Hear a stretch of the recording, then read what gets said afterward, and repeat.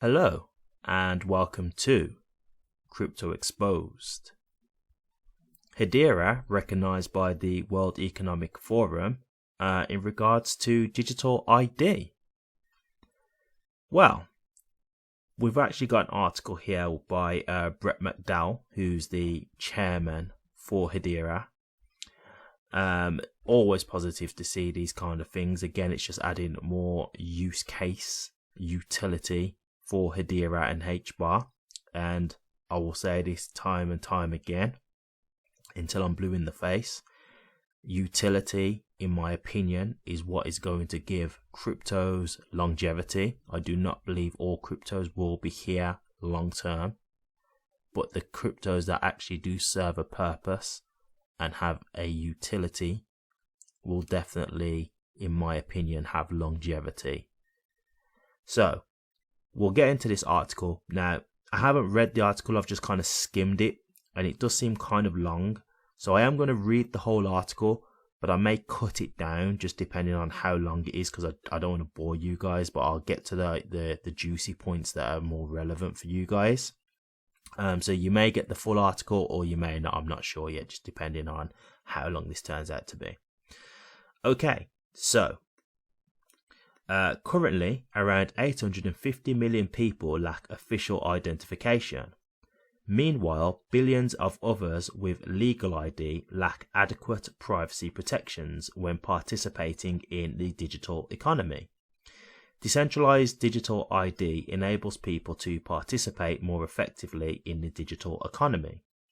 They can use verified identity credentials to present themselves in a privacy-preserving manner they control. In addition, some underlying technologies enabling decentralized digital ID for personal identification can deliver environmental and governance benefits. At the 2023 World Economic Forum annual meeting workshop on, quote, improving livelihoods with digital ID, unquote, organized by the forum's Crypto Impact and Sustainability Accelerator, we explored how to realize the benefits of digital ID through coordinated international approach to standards and policies. The panopticon problem with digital ID. Blockchain-powered decentralized digital ID provides privacy-enhancing capabilities, unlike current centralized systems, more vulnerable to personal data exploitation and massive data breaches. We combined digital ID identifiers and metadata to decentralized public blockchain infrastructure while keeping all personal data off ledger in digital wallets under the user's control. The privacy features in this model remove a long-standing problem with previous identity solutions known as the panopticon problem. To illustrate the, quote, panopticon, unquote, problem, consider a social network provider that provides users with, quote, single sign-on, unquote, to other websites. This, quote, identity provider, unquote, is required by the limitations of Web 2 that inherently relies upon central intermediaries to facilitate the sharing of verified information. While it is true that the, quote, identity provider, unquote, model can enable some privacy benefits to its users, such as minimum disclosure to third parties, e.g., quote, this user is over 18, unquote, without sharing the date of birth, that same identity provider will still participate in all identity transactions by that user. Therefore, every time the user wants to assert their identity using this Web 2 approach to digital ID, their identity provider knows about it, knows who they are interacting with, and even knows what information is being shared, i.e. they are always watching, hence the panopticon metaphor. Better privacy and compliance through blockchain. The identity management community has worked on this problem for years and introduced innovations like, quote, double-blind, unquote, architectures where an identity exchange sits between digital service and the identity provider to mitigate the panopticon problem. However, these architectures are complex and do not adequately scale to address the global need for verified privacy-preserving digital ID. The Web3 solution to this problem removes the need for an identity provider. It replaces that intermediary with a public blockchain infrastructure where the user stores their digital identity metadata while keeping their personal information offline in their digital wallet with verified credentials signed by their various credential issuers, e.g. a university issuing a credential of graduation, a government agency issuing a legal ID credential, etc. When a user presents a credential from their wallet to an application, it can verify the credential by checking the cryptographic signature against the original credential issuer's public key, which has previously been published in a publicly available registry. This system allows the user to control when information is shared and who it is shared with, while enabling verified personally identifying information sharing to satisfy Know Your Customer, anti-money laundering or anti-terrorist funding compliance. State-of-the-art decentralized digital ID technology is evolving rapidly. While several core technologies have been proven and standardized by W3C, the standards body that governs core web technologies, some notable recent developments suggest the role of blockchain in digital ID will only grow over time.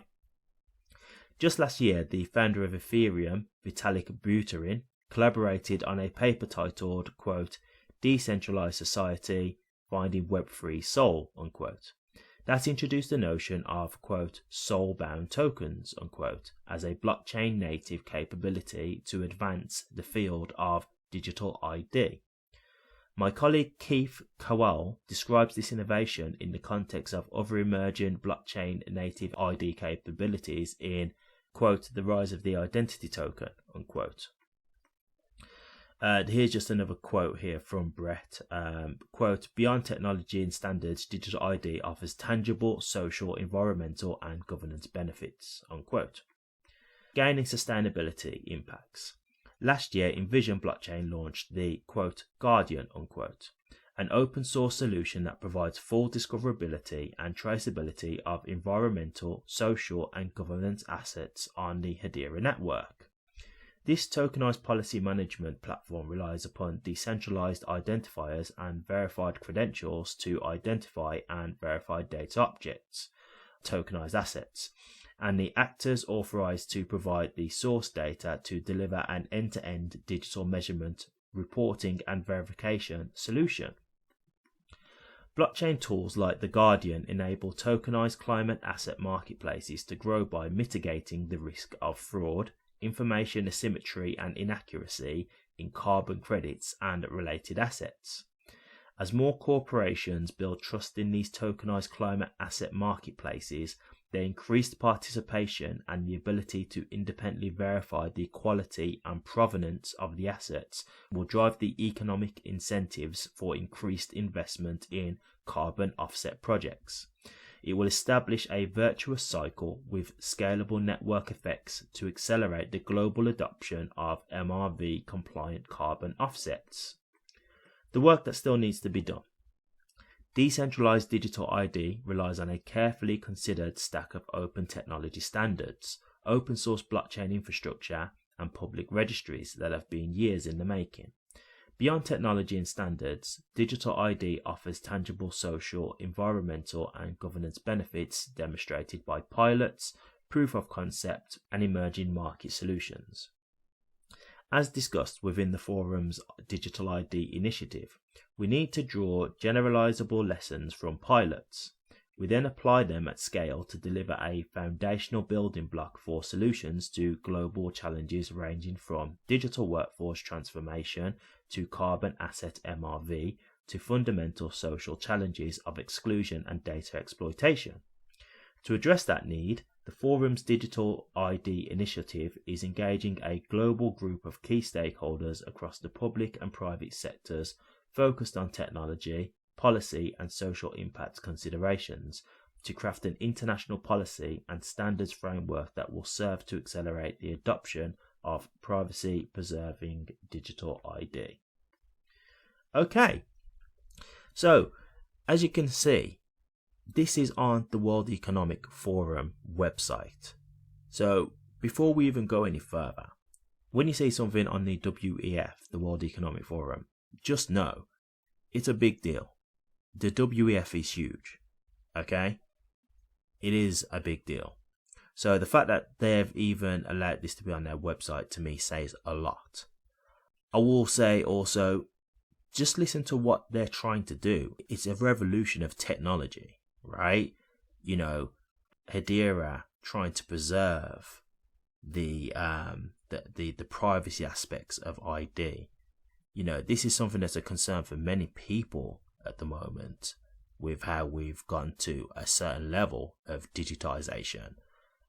You know, it's easy to get hacked, right? So we can see that Hedera are trying to do this to not only provide use case for their company, but you know, it helps protect people. You know, this is a positive just from a basic human level, right? We're protecting our privacy, protecting our rights. So it's good to see this not only just in terms of, you know, again, you know, Hedera making good, you know, moves and doing great things with their blockchain / hashgraph, but they're, to me, it's like humanity work as well. And, you know, maybe you could say they are just doing this to help, you know, them ultimately gain profit. Maybe that is the case, but for me, you know, I'm just happy to see something like this either way, because to me, it's still a positive. You know, despite their intention, it's still a positive. So you know, again, this is just another reason upon endless reasons again as to why HBAR is a big player in this space, and why they definitely want to keep an eye on. I feel very optimistic again when I see these kind of things, and the more I'm looking and seeing these things on Twitter, the internet, YouTube, the more I'm just realizing how prominent Hedera do seem in the crypto space. And then, you know, that's not even mentioning the partnerships that they have. So again, very bullish news for Hedera. I'll be looking forward to seeing how this actually, how this pans out. Fingers crossed it's positive, you know, and I look forward to seeing how they help shape the future with regards to this. But what do you guys think? Do you think that this is a big deal? Do you not really think this is going to be anything that really helps HBAR? Does this make you more optimistic in regards to HBAR price, etc., and Hedera's future? Let me know your thoughts, guys. I'd be interested to hear. Thank you very much for watching this. If you did like it, please remember to drop a comment, like, and subscribe. But until next time, take care.